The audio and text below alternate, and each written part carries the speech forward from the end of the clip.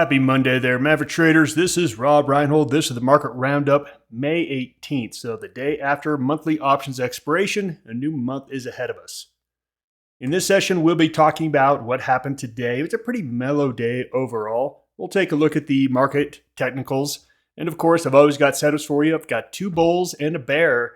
I wanted to find more bears, but I like the bullish setups just a little bit better. Disclaimer. This video was created for professional stock and option traders. Maverick Trading is a proprietary trading firm that employs professional traders around the world. Our traders trade firm capital and keep 70 to 80% of profits they generate. All trades and analysis in this video are for professional traders only. If you are interested in becoming a professional trader for Maverick, click the apply button in the video description. Let's break down what happened today. As I said earlier, it was a little bit of a mellow day today. And let's talk about the news. There was another quiet weekend. The reason I say this quiet weekend is that we have this geopolitical tension that really could flare up over the weekend. And I think every Friday people go into the weekend being a little bit apprehensive, and then nothing really happens and they're a little bit relieved on Monday. Now, over the weekend, President Trump did give Iran an ultimatum, basically said, come to the table, get us a deal, or else we're going to strike. And apparently, there was a strike ready to go, and he called it off at the last minute because Iran said, wait, we're ready to negotiate. It's going back and forth. It's been doing that for a while. In the end, nothing has changed. The Strait of Hormuz is still closed. Everything is just locked down where it is. We saw tech under pressure today, and this is where you can look at the numbers and take a look at the Qs were down 0.5%. They were down about 1% at the lows.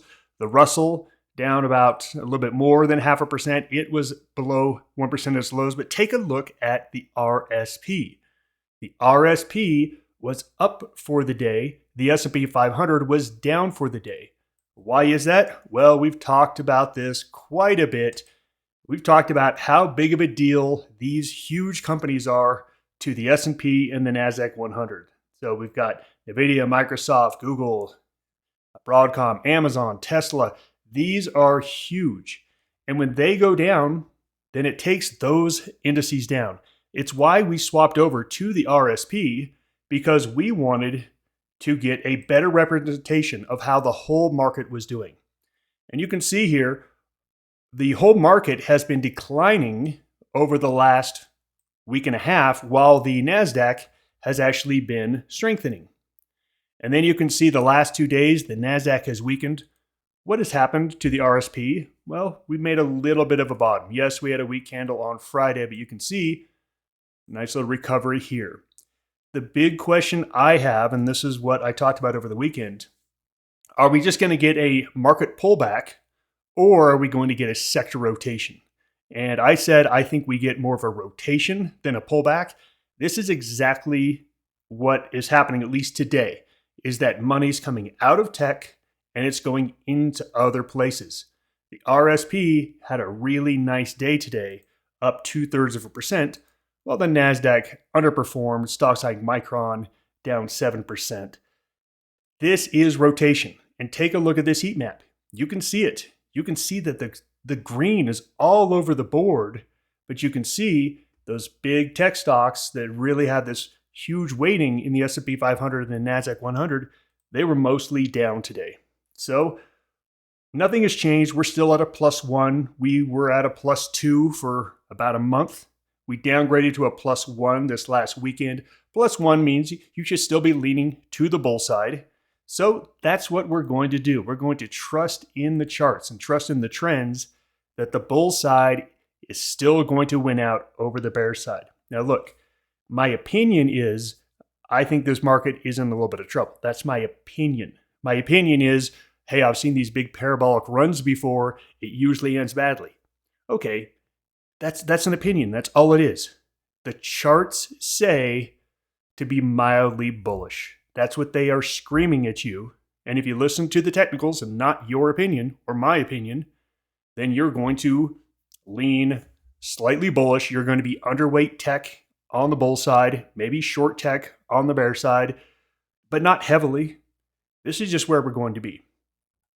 I looked through the bullish trades and I tried to leave a lot of tech out just because, like I said, I want to be underweight tech, but there's still some that are great. CrowdStrike is still ripping and roaring higher.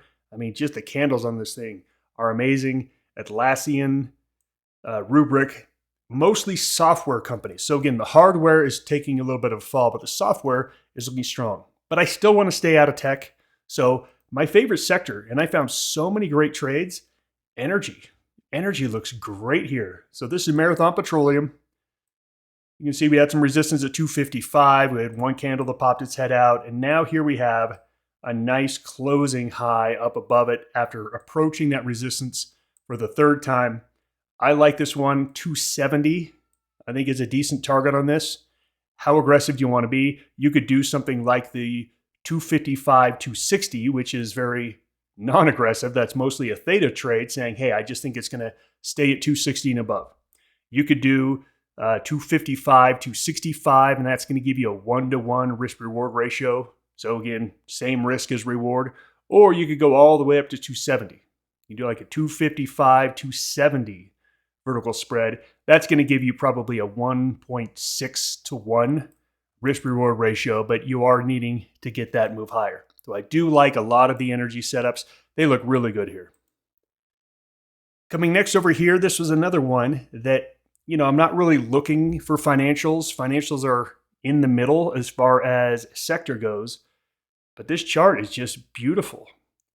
I want to do a neutral strategy on this one. It's a high base. It looks like it's going to break the high base, but I don't need to be wild. I don't need to say, hey, I think this thing's going to run up to 165 because I actually don't. I don't think this is the kind of market for that. I like the 150, 155 bull call spread. You're going to pay probably about 270. That means you have about 230 of upside. Maybe it's going to be closer to you're going to pay $3 to have $2 of upside. But again, this is not a directional trade. It's got a little bit of direction, but it also has a big component of theta. If you want to be more bullish, think it's going to break out, okay. I think you can go up to 160, do a 150, 160. You're going to pay probably about $3.80 on that, and you're going to have 620 in possible upside. And then on the short side, boy, I found a lot of retail that I really liked. American Eagle AEO was one that I thought was going to be a good short, but I like this a little better, a little bit weaker. You can see we had 2 days of a rally, and then it just turned out no one wants to buy this thing. Everyone says, since that earnings report, they say, you know what, no thank you. I'm looking at this one down to 15, so pretty easy spread here on this one. The 16-15 bear put spread, I'm going to go out 2 weeks on this. This is going to be directional, so there's going to be a little bit of negative delta component on this. You're probably going to pay 40 cents and you've got 60 cents of upside, maybe 45 cents and 55 cents of upside. So a decent risk reward here on Coupang, which is a US retailer. Let's talk about tomorrow. My case is that rotation is the most likely thing here, which means weaker tech, but not extremely weak. We still saw today when we bounced off the bottom, people bought tech. People still want to buy tech. I would not be heavily short tech at all here. But I think you're going to see that rotation out of tech. We talked about stuff like Union Pacific over the weekend. That was a great trade today. There are a lot of things out there that are really good looking here. I like the energy sector quite a bit as well.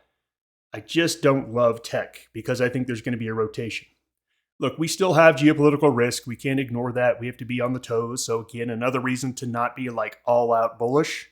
Say, okay, we realize that with the things going on in Iran, things can change very quickly. Okay, but still, you want to be leaning to the bullish side. No big economic reports, no big earnings reports. So I think it's going to be probably another boring day tomorrow would be my bet. Thanks for joining me. Bye, everybody.